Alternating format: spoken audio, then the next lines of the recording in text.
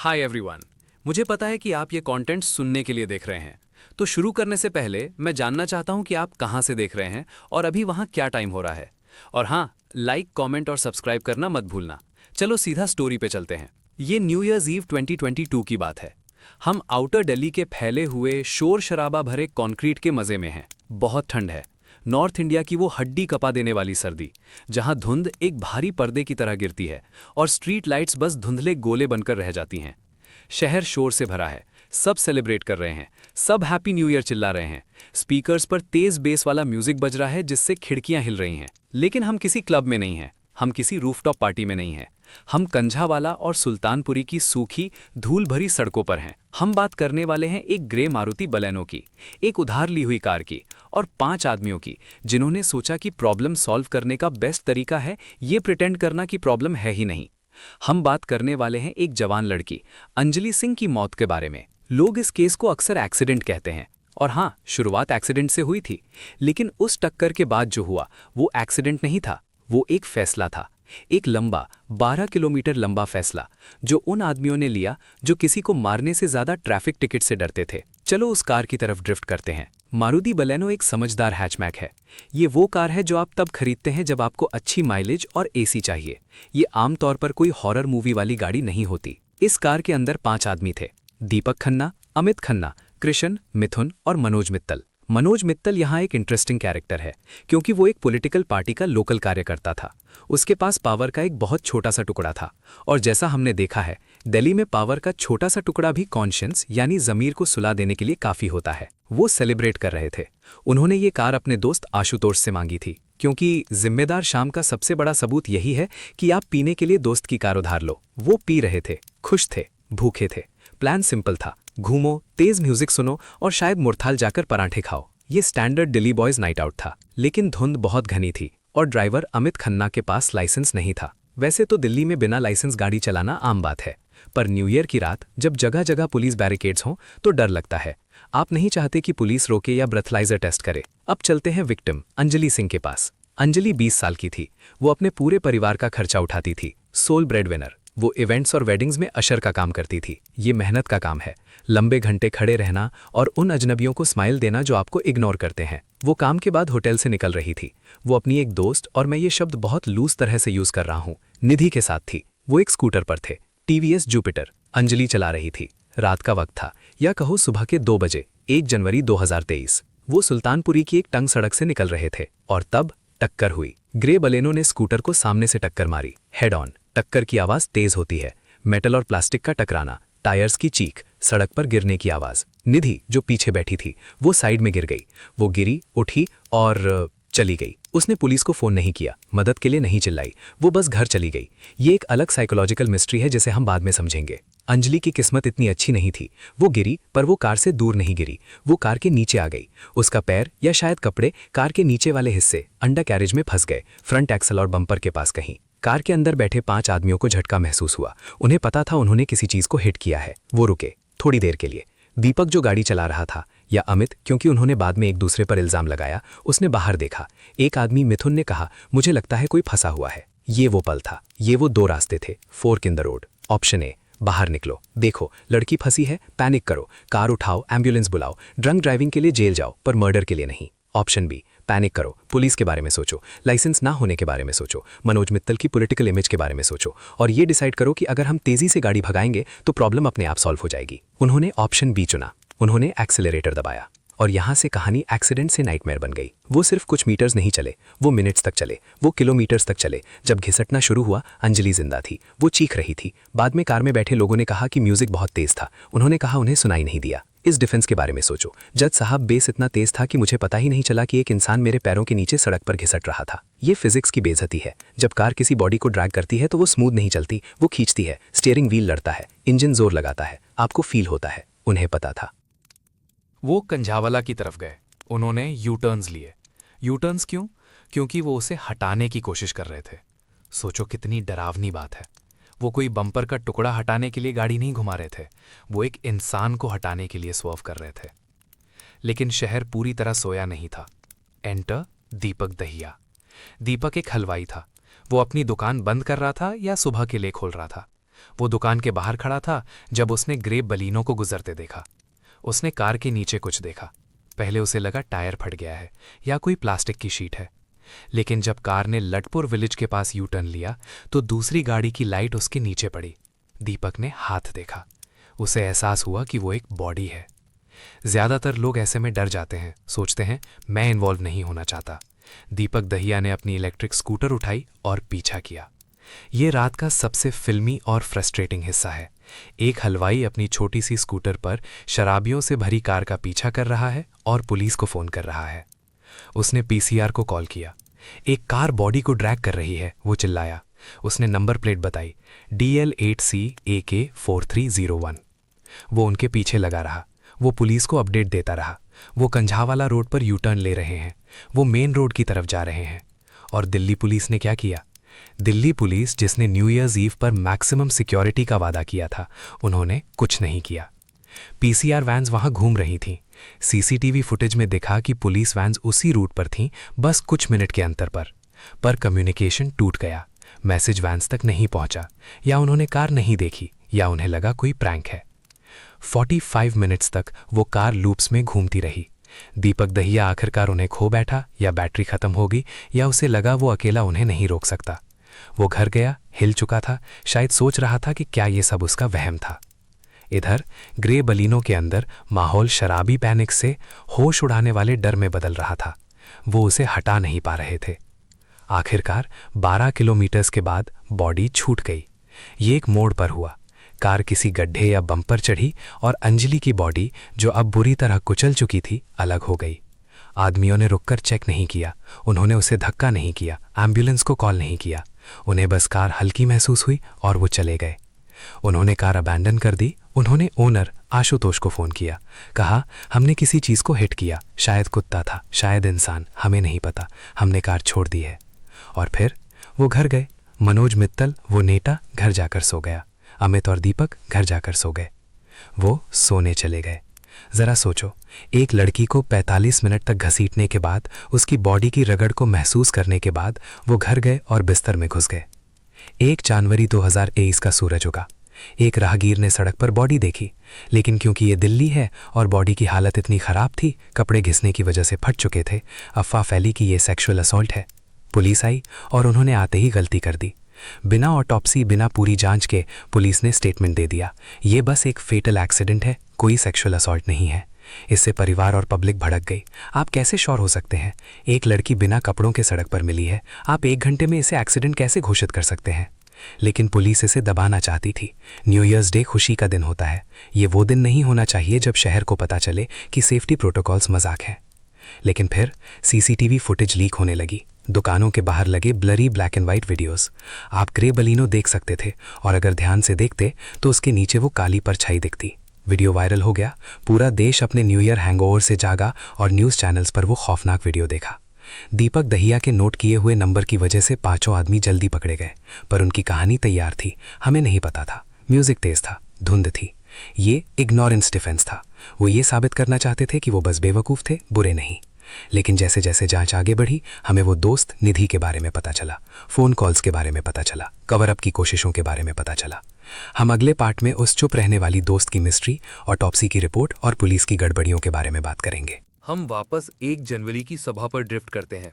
धुंध हट रही थी, पर कंफ्यूजन अभी बस शुरू ही हुआ था। जब पुलिस ने टाइमलाइन बनाई और सीसीटीवी देखा, तो उन्हें स्कूटर दिखा, कार दिखी, पर उन्हें कुछ और भी दिखा। स्कूटर पर 2 लोग थे।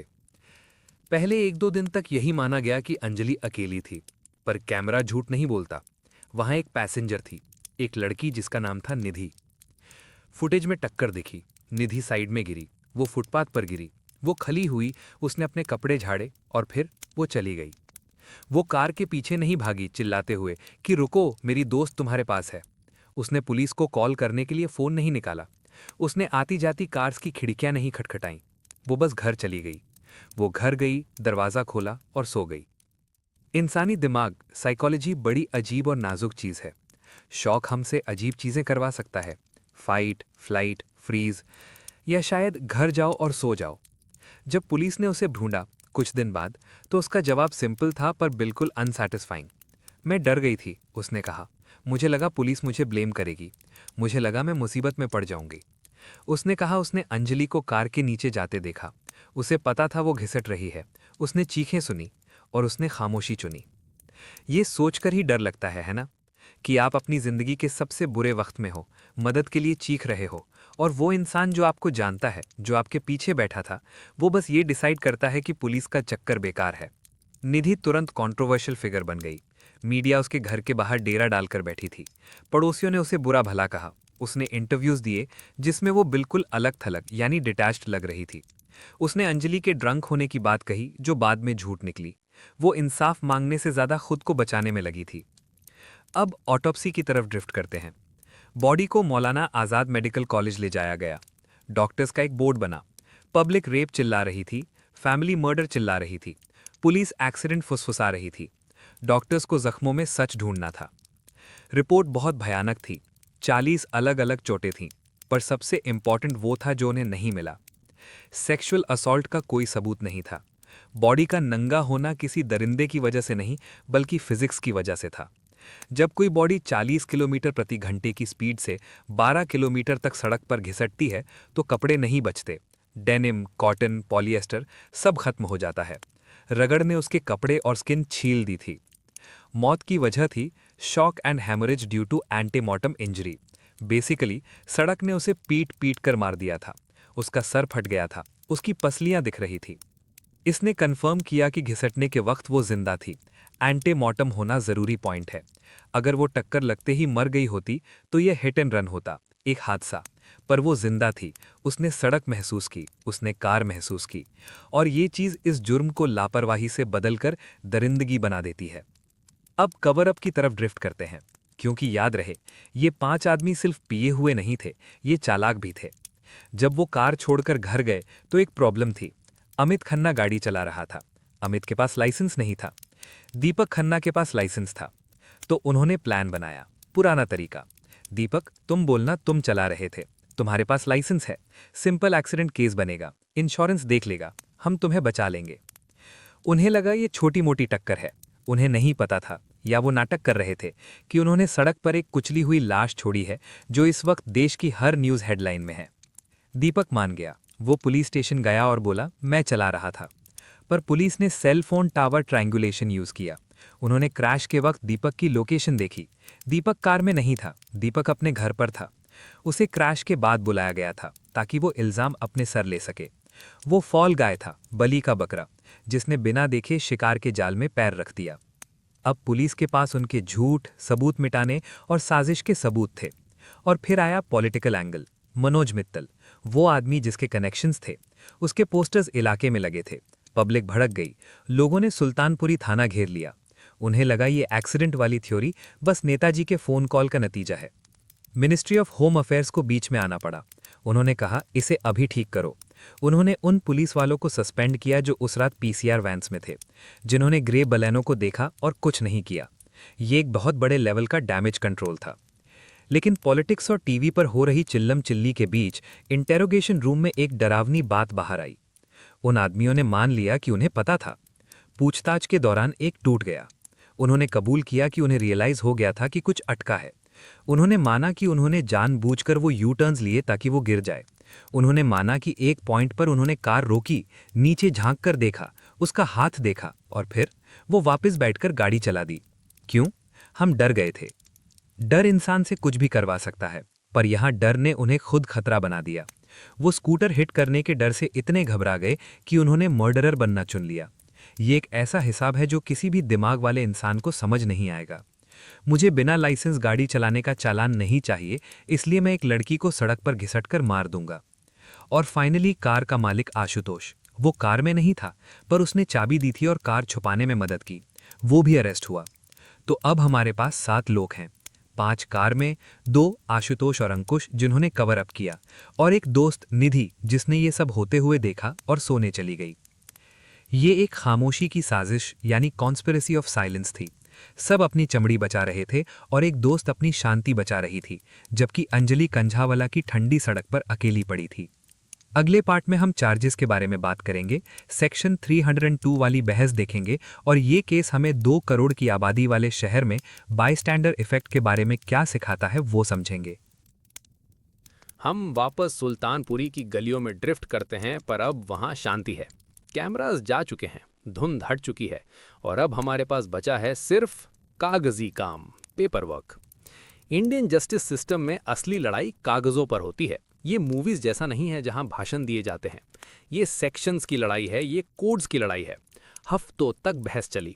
क्या ग्रे बलेनों में बैठे लोगों पर सेक्शन 304 यानी गैर इरादतन हत्या लगना चाहिए या सेक्शन 302 मर्डर? सुनकर लीगल टेक्निकलिटी लगती है, पर फर्क जिंदगी और मौत का है। सेक्शन 304 कहता है मैंने कुछ डेंजरस किया और गलती से कोई मर गया। सेक्शन 302 कहता है मुझे पता था इससे तुम्हारी मौत होगी और फिर भी मैंने किया। दिल्ली पुलिस ने अपनी शुरुआती गलतियों के बाद फाइनली प्रेशर महसूस किया। उन्होंने 800 पेज की चार्जशीट फाइल की, 800 पन्ने। ये लापरवाही की पूरी किताब थी। उन्होंने 120 गवाह दिखाए, सीसीटीवी फुटेज दिखाया, पर सबसे इंपॉर्टेंट था नॉलेज फैक्टर।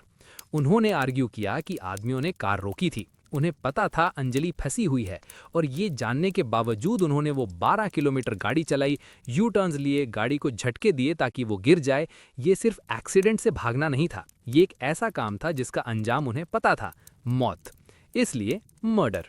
उन्होंने दीपक, अमित, कृष्ण और मिथुन पर सेक्शन 302 लगाया। उन्होंने मनोज मित्तल, वो नेता, पर भी मर्डर का चार्ज लगाया। ये एक बड़ा मोमेंट था। सिस्टम ने माना कि कार भी बंदूक या चाकू जितना बड़ा हथियार हो सकती है अगर चलाने वाले का इरादा बुरा हो। लेकिन जब कोर्ट्स ने अपना धीमा काम शुरू किया तो पब्लिक के दिमाग में एक चुभने वाला सवाल रह गया। बात उन आदमियों की नहीं थी, हमें पता था वो कौन है और उन्होंने क्या किया। बात निधि की थी। निधि का वो क्रैश साइट से पैदल चले जाना, ये शहर की आत्मा में कुछ टूटे होने का निशान बन गया था। ये बायस्टैंडर इफेक्ट का सबसे डरावना रूप था। हमने बायस्टैंडर इफेक्ट के बारे में सुना है, भीड़ में कोई गिर जाता है, सब सोचते हैं कोई और मदद करेगा, इसलिए कोई मदद नहीं करता। पर यह अलग था। निधि भीड़ में कोई अजनबी नहीं थी, वो स्कूटर पर पीछे बैठी दोस्त थी। उसने टक्कर देखी, आवाज सुनी और उसके सर्वाइवल इंस्टिंक्ट ने उसे मदद करने को नहीं कहा, उसे गायब होने को कहा। इंटरव्यूज में उसने कहा वो डर गई थी, और हमें मानना पड़ेगा कि डर इलॉजिकल होता है। पर घर जाना, दरवाज़ा खोलना, कपड़े बदलना और बिस्तर में लेट जाना जबकि तुम्हारी दोस्त कुछ किलोमीटर दूर सड़क पर घिसट रही है, ये दिखाता है कि इंसान कितना पत्थर दिल यानी डिसेंसिटाइज्ड हो चुका है। ये उस शहर की कहानी है जहां इन्वॉल्व होना सबसे बड़ा रिस्क माना जाता है।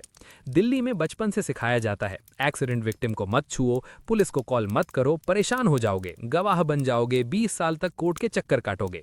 इसलिए हम चले जाते हैं, खिड़की बंद कर लेते हैं, म्यूजिक तेज कर लेते हैं।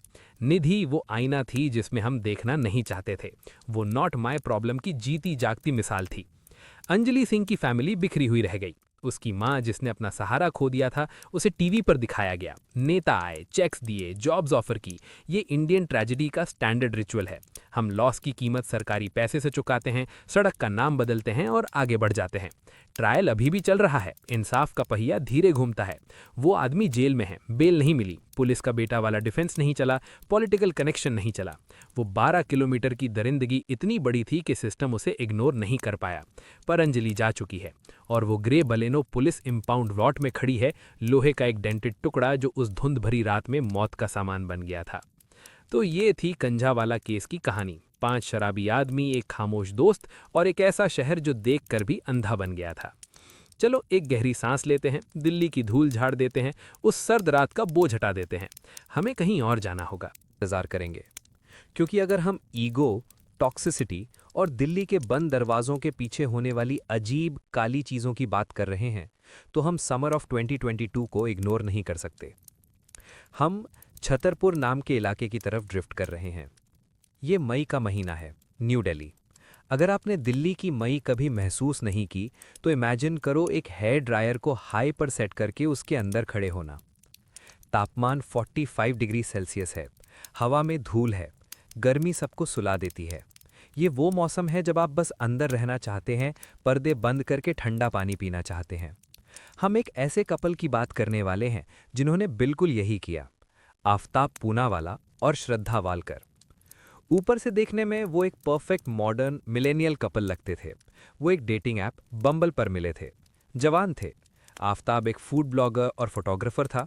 उसका इंस्टाग्राम गुड वाइब्स और खाने की फोटोज से भरा था। श्रद्धा एक कॉल सेंटर में काम करती थी, एम्बिशियस थी, इंडिपेंडेंट थी और आफताब से बहुत प्यार करती थी। लेकिन जैसा अक्सर इंस्टाग्राम परफेक्ट कपल्स के साथ होता है, फिल्टर असलियत को छुपा रहा था। वो मुंबई से दिल्ली शिफ्ट हुए थे। वो एक नई शुरुआत चाहते थे। वो अपनी फैमिलीज की नज़रों से दूर जाना चाहते थे, खासकर श्रद्धा की फैमिली से, जो इस रिश्ते के खिलाफ थी। उन्हें लगा दिल्ली उनका सेफ हाउस, सैंक्चुरी बनेगा। वो 15 मई 2022 को छतरपुर पहाड़ी इलाके में एक फ्लैट में शिफ्ट हुए। सिर्फ 3 दिन बाद 18 मई को वो सैंक्चुरी एक स्लॉटर हाउस, कत्लखाना बन गया। आफताब को देखो, वो खुद को कूल लिबरल लड़का दिखाता था। उसे डेक्स्टर टीवी शो पसंद था, क्राइम शोज पसंद थे, खाना बनाना पसंद था। वो वैसा लड़का था जो शायद लोगों की प्रोनंसिएशन करेक्ट करता होगा। पर उस फूडी चेहरे के पीछे एक ऐसा आदमी था जिसका गुस्सा मिट्टी के तेल जैसा था, बस एक चिंगारी की देर। उनका रिश्ता वॉलेटाइल था, खतरनाक था। ये एक साइकिल थी, अब्यूज, माफी और ट्रैवल। वो शादी के लिए लड़ते थे, पैसों के लिए लड़ते थे, धोखे यानी इनफिडेलिटी के लिए लड़ते थे। 18 मई की शाम वो फिर लड़े, घर के खर्चे को लेकर। एक मामूली सी बहस कि राशन का पैसा कौन देगा। और आफताब, वो शांत फोटोग्राफर, टूट गया। उसने श्रद्धा का गला घोट दिया। गला घोटना किसी को मारने का बहुत पर्सनल और शांत तरीका है। ये बंदूक नहीं है, ये कोई छत से गिरना नहीं है। इसमें ताकत लगती है, इसमें किसी की आंखों में देखना पड़ता है जब तक उसकी सांस ना रुक जाए। श्रद्धा वालकर उस छोटे से फ्लैट में मर गई। और यहाँ आफताब पूनावाला सबसे प्रैक्टिकल नार्सिसिस्ट बनकर सामने आता है। ज्यादातर लोग पार्टनर को मारने के बाद पैनिक करते हैं, भाग जाते हैं, वकील को फोन करते हैं। आफताब शॉपिंग करने गया। उसे रियलाइज हुआ कि एक लॉजिस्टिकल प्रॉब्लम है। मई का महीना है, गर्मी है। 45 डिग्री की गर्मी में बॉडी बहुत जल्दी सड़ने लगती है। तो उसने एक फ्रिज खरीदा, एक ब्रांड न्यू 300 लीटर फ्रिज। क्योंकि होमिसाइड के तुरंत बाद अप्लायंस की ईएमआई बनवाना ही सब कुछ नॉर्मल है दिखाने का बेस्ट तरीका है। वो उसे घर लाया, लिविंग रूम या किचन में रखा और ऑन कर दिया। लेकिन एक पूरी बॉडी फ्रिज में आसानी से फिट नहीं होती, चाहे वो 300 लीटर का ही क्यों ना हो। तो आफताब ने अपनी पुरानी नॉलेज यूज़ की। उसने कुछ वक्त के लिए शेफ असिस्टेंट का काम किया था। उसे मीट काटना आता था और जैसा उसने बाद में पुलिस को बताया, उसने डेक्स्टर बहुत देखा था। उसने बॉडी के टुकड़े कर दिए, डिसमेंबर्ड। हम खून खराबे पर फोकस नहीं करेंगे, पर हमें उस मैकेनिकल डिटैचमेंट को मानना पड़ेगा जो ये करने के लिए चाहिए। उसने श्रद्धा को 35 टुकड़ों में काटा। उसने उन्हें प्लास्टिक में लपेटा और फ्रीजर में स्टोर कर दिया। और फिर उसने अपनी जिंदगी वापस शुरू कर दी। ये वो हिस्सा है जो लोगों की नींद उड़ा देता है। आफताब अपार्टमेंट छोड़कर नहीं गया, वो वहीं रहा। वो उसी कमरे में सोया जहां उसने श्रद्धा को मारा था। उसने उसी किचन में खाना बनाया जहां फ्रिज में श्रद्धा की बॉडी रखी थी। उसने फूड डिलीवरी ऑर्डर की, नेटफ्लिक्स देखा। उसने एक न्यू नॉर्मल बनाया जिसमें उसकी गर्लफ्रेंड के बॉडी पार्ट्स, उसकी पानी की बॉटल्स और आइस ट्रेस के बगल में ठंडे हो रहे थे। बदबू छुपाने के लिए उसने अगरबत्ती और रूम फ्रेशनर्स यूज किए। उसने अपने अपार्टमेंट को खुशबू का मंदिर बना दिया ताकि सड़न के महक दब जाए। लेकिन आफताब के ईगो को सिर्फ सर्वाइवल नहीं, वैलिडेशन भी चाहिए था। वो वापस बम्बल पर गया। हाँ, जब श्रद्धा फ्रिज में थी, आफताब राइट स्वाइप कर रहा था। वो दूसरी लड़कियों को घर भी लाया। इमेजिन करो वो सीन, एक डेट आई है, आफताब चार्मिंग है, म्यूजिक चल रहा है, वो ड्रिंक पी रहे हैं, शायद काउच पर बैठे हैं। और वहीं बस कुछ फीट दूर उस हमिंग रेफ्रिजरेटर के अंदर वो लड़की है जो उसके लिए पूरा देश पार करके आई थी। ये इंसानियत के परे है। ये अल्टीमेट मेन कैरेक्टर सिंड्रोम है। बाकी सब बस प्रॉप्स हैं, यहाँ तक कि मुर्दा भी। महीनों तक उसने ये गेम खेला, सोशल मीडिया पर दिखावा जारी रखा। वो श्रद्धा के दोस्तों को इंस्टाग्राम पर रिप्लाई करता था, श्रद्धा बनकर, ताकि लोगों को लगे वो ट्रैवल कर रही है या ब्रेक पर है। उसने श्रद्धा के क्रेडिट कार्ड बिल्स पे किए ताकि बैंक्स को शक ना हो। वो श्रद्धा के डिजिटल भूत को जिंदा रख रहा था जबकि उसकी असली बॉडी को धीरे धीरे खत्म कर रहा था। हर रात लगभग 2 बजे आफताब वॉक पर जाता था। वो एक छोटा काला पॉली बैग लेता। वो पास के महरौली फॉरेस्ट जाता, पेड़ों और खंडहरों का एक घना इलाका, और वो एक टुकड़ा गिरा देता। वो आवारा कुत्तों को खिलाता था। वो अलग अलग जगह रिमेन्स फेंकता था। वो मेथोडिकली यानी तरीके से उसे मिटा रहा था। पैकेट दर पैकेट, रात दर रात। उसने ये हफ्तों तक किया और लंबे समय तक ये काम कर गया। श्रद्धा की फैमिली ने कांटेक्ट करने की कोशिश की, पर याद रहे वो लोग बात नहीं करते थे। जब कॉल्स आंसर नहीं हुई, उन्हें लगा वो इग्नोर कर रही है। महीनों बाद सितंबर फिर अक्टूबर में उसके दोस्तों ने शोर मचाना शुरू किया। वो पोस्ट नहीं कर रही, रिप्लाई नहीं कर रही, फ़ोन बहुत टाइम से बंद है। आखिरकार उसके पिता ने महाराष्ट्र में मिसिंग पर्सन रिपोर्ट फाइल की। महाराष्ट्र पुलिस ने फ़ोन की आखिरी लोकेशन ट्रैक की, दिल्ली। उन्होंने दिल्ली पुलिस को कांटेक्ट किया। पुलिस ने नवंबर 2022 में आफताब का दरवाज़ा खटखटाया, मर्डर के 6 महीने बाद। आफताब ने दरवाज़ा खोला। वो काम था, कॉन्फिडेंट था। वो चली गई, हमारा ब्रेकअप हो गया। वो मई में अपना सामान लेकर चली गई। ये कहानी सच लग रही थी। ब्रेकअप्स होते हैं, लोग चले जाते हैं। लेकिन पुलिस ने रिकॉर्ड्स चेक किए। श्रद्धा का फ़ोन उस इलाके से बाहर नहीं गया था। उसका बैंक अकाउंट कहीं और यूज़ नहीं हुआ था। और आफताब की इंटरनेट सर्च हिस्ट्री, वो एक प्रॉब्लम थी। खून कैसे साफ करें, human anatomy, data recovery software. जब पुलिस ने प्रेशर डाला तो उसका नकाब टूट गया। वो शीशे की तरह नहीं टूटा, वो मोम की तरह पिघल गया। आफताब ने कन्फेस कर लिया, लेकिन चंद्रकांत झा की तरह ये कन्फेशन रोते हुए नहीं दिया गया। ये एकदम मैटर ऑफ फैक्ट था। हाँ, मैंने किया। हाँ, वो जंगल में है। हाँ, मैंने फ्रिज यूज़ किया। उसने पुलिस को वो स्पॉट्स दिखाने का ऑफर भी किया जहां उसने बॉडी पार्ट्स फेंके थे। मीडिया में हंगामा मच गया। Fridge murder, Dexter killer. TV cruise Mehrauli forest पहुंच गए। पुलिस टीम्स आफताब के साथ झाड़ियों में घूमती दिखी। आफताब हथकड़ी में था, चेहरा सफ़ेद कपड़े से ढका था और वो लोकेशंस ऐसे बता रहा था जैसे कोई टूर गाइड हो। उन्हें हड्डियां मिली, जबड़े का हिस्सा मिला, लेकिन सर गायब था, धड़ गायब था। फ्रिज को इतने स्ट्रॉन्ग केमिकल से साफ किया गया था कि फॉरेंसिक सबूत ढूंढना मुश्किल था। आफताब ने लगभग परफेक्ट क्राइम कर लिया। बस एक पिता की जिद ने उसे हरा दिया जो अपनी बेटी को गायब नहीं होने देना चाहते थे। हम अगले पार्ट में इन्वेस्टिगेशन की अजीब डिटेल्स, नार्को एनालिसिस टेस्ट जहां पर आफताब बहुत शांति से बोला, और उस आदमी की साइकोलॉजी के बारे में बात करेंगे जो क्राइम सीन के बगल में बैठकर बर्गर खा सकता है। हम वापस दिल्ली के इंटेरोगेशन रूम्स में ड्रिफ्ट कर रहे हैं। लेट नवंबर 2022 का वक्त है। मीडिया ट्रक्स बाहर खड़े हैं, उनकी डिशेस आसमान की तरफ हैं जैसे भूखे फूल हों। अंदर आफताब पूनावाला इन्वेस्टिगेटर्स के सामने बैठा है। वो किसी किलर जैसा कम और किसी बोर्ड आईटी सपोर्ट वाले जैसा ज़्यादा लग रहा है जो कंप्यूटर रीबूट होने का वेट कर रहा हो। पुलिस के पास एक प्रॉब्लम थी। उनके पास कन्फेशन यानी इकबाले जुर्म तो था, पर पुलिस कस्टडी में दिया गया कन्फेशन इंडियन कोर्ट में सबूत नहीं माना जाता। उन्हें सबूत चाहिए था, वेपन चाहिए था, फ़ोन चाहिए था, सर चाहिए था। लेकिन आफताब गेम खेल रहा था। एक दिन वो कहता कि उसने फ़ोन यमुना में फेंका, अगले दिन कहता मुंबई के नाले में फेंका। एक दिन सर मेहरोली के जंगल में था, अगले दिन साउथ दिल्ली के कूड़ेदान में। वो दिल्ली पुलिस को 2 अलग अलग स्टेट्स में भगा रहा था, वाइल्ड गूस चेस। और वो ये सब इतने शांत, पोलाइट तरीके से कर रहा था कि पुराने ऑफिसर्स भी परेशान हो गए थे। वो फ्लुएंट इंग्लिश बोलता था, वो सफाई से बात करता था, वो इन्वेस्टिगेशन को ऐसे ट्रीट कर रहा था जैसे कोई ऑफिस प्रोजेक्ट मैनेज कर रहा हो। इस पोलाइट झूठ की दीवार को तोड़ने के लिए पुलिस ने साइंस का सहारा लिया। उन्होंने पॉलीग्राफ टेस्ट और फिर नार्को एनालिसिस टेस्ट का ऑर्डर दिया। अब जो लोग सो रहे हैं उनके लिए नार्को टेस्ट कोई जादू नहीं है, ये मूवीज़ वाला सच का इंजेक्शन नहीं है। इसमें सब्जेक्ट को सोडियम पेंटोथाल दिया जाता है। ये आपको नींद जैसी हालत यानी हाइप्नोटिक स्टेट में ले जाता है। आइडिया ये है कि आपका दिमाग सोच समझकर झूठ बोलना बंद कर दे और सबकॉन्शियस माइंड जवाब दे। वो आफताब को रोहिणी के डॉक्टर बाबा साहेब अंबेडकर हॉस्पिटल ले गए। सीन इमेजिन करो, एक hospital room, doctors, forensic psychologists और आफताब स्ट्रेचर पर लेटा हुआ, दवाई धीरे धीरे उसके अंदर जा रही है। आमतौर पर लोग इस हालत में लड़खड़ाते हैं, रोते हैं, इमोशनल हो जाते हैं। आफताब उस दवाई के असर में भी, जो ईगो को ख़त्म करने के लिए होती है, वो डरावने हद तक शांत यानी ईयरली कंपोस्ट था।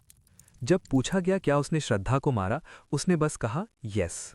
जब पूछा गया हथियार कहाँ है, उसने डिटेल्स दी। उसने चाइनीज़ चॉपर यानी क्लीवर की बात की, उसने आरी की बात की, उसने श्रद्धा का चेहरा जलाने की बात मानी।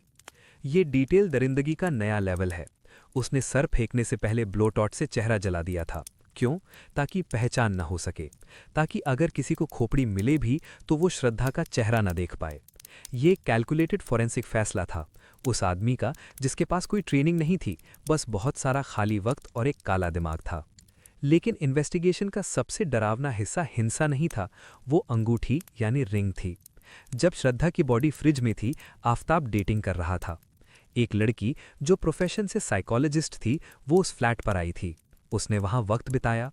उसे खबर भी नहीं थी कि वो क्राइम सीन से कुछ फीट की दूरी पर बैठी है। आफताब ने उसे गिफ्ट दिया, एक अंगूठी।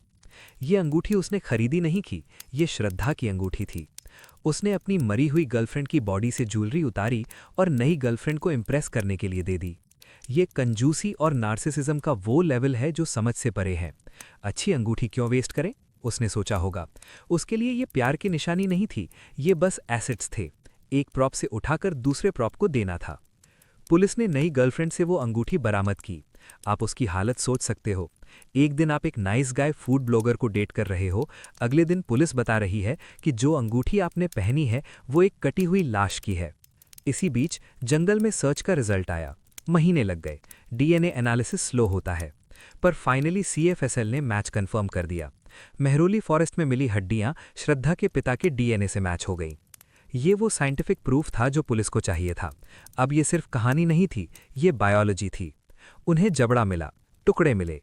ये साबित हो गया कि श्रद्धा मर चुकी है और उसी अपार्टमेंट में मरी है। लेकिन जैसे केस खत्म होने वाला था, अतीत यानी पास्ट का एक भूत सामने आया। एक कागज का टुकड़ा जिसने साबित किया कि इस ट्रेजेडी को रोका जा सकता था। 2020 का एक लेटर। मर्डर से 2 साल पहले श्रद्धा महाराष्ट्र के एक पुलिस स्टेशन गई थी। उसने रिटन कंप्लेंट दी थी। उस लेटर में उसने साफ साफ लिखा था कि वो मुझे डराता है और ब्लैकमेल करता है, कि वो मुझे मार देगा, टुकड़ों में काट देगा और फेंक देगा। दोबारा पढ़ो, मार देगा, टुकड़ों में काट देगा और फेंक देगा। उसने अपनी मौत का तरीका भी प्रिडिक्ट कर दिया था। उसने लिखा था कि आफताब की फैमिली को अब्यूज के बारे में पता है। उसने मदद मांगी थी और क्या हुआ? कुछ नहीं। पुलिस ने आफताब को कॉल किया, उसने शायद माफी मांग ली, फैमिलीज इन्वॉल्व हुई, कॉम्प्रोमाइज हो गया। श्रद्धा ने कंप्लेंट वापस ले ली। ये डोमेस्टिक वायलेंस का क्लासिक साइकिल है। विक्टिम मदद मांगता है, सिस्टम या सोसाइटी प्रेशर डालती है कि सुलझ लो, और वो वापस अब्यूजर के पास चला जाता है। अगर पुलिस ने 2020 में एक्शन लिया होता, अगर उन्होंने टुकड़ों में काटने वाली धमकी को सीरियस लिया होता, तो श्रद्धा आज जिंदा होती। जनवरी 2023 में दिल्ली पुलिस ने 6,629 पेजेस की चार्जशीट फाइल की। उन्होंने आफताब के शांत बिहेवियर, फ्रिज, पानी का बिल जो खून धोने की वजह से बढ़ गया था, और केमिकल्स की खरीदारी को सबूत बनाया। आफताब अभी तिहाड़ जेल में है, वो पढ़ता रहता है। रिपोर्ट्स कहती हैं वो नॉवेल्स मांगता है, चेस खेलता है, अच्छे से सोता है। वो एक पहेली बना हुआ है। एक ऐसा आदमी जिसने मर्डर को घर की साफ सफाई की तरह ट्रीट किया। एक ऐसा आदमी जो पार्टनर का गला घोटने के बाद डेटिंग ऐप पर स्वाइप करने लग जाए। तो ये थी छतरपुर फ्रिज केस की कहानी। ये आइसोलेशन यानी अकेलेपन के खतरों की कहानी है। ये वार्निंग साइंस को इग्नोर करने की कहानी है। और ये बताती है कि कभी कभी मॉन्स्टर बेड के नीचे नहीं होता, वो किचन में खाना बना रहा होता है।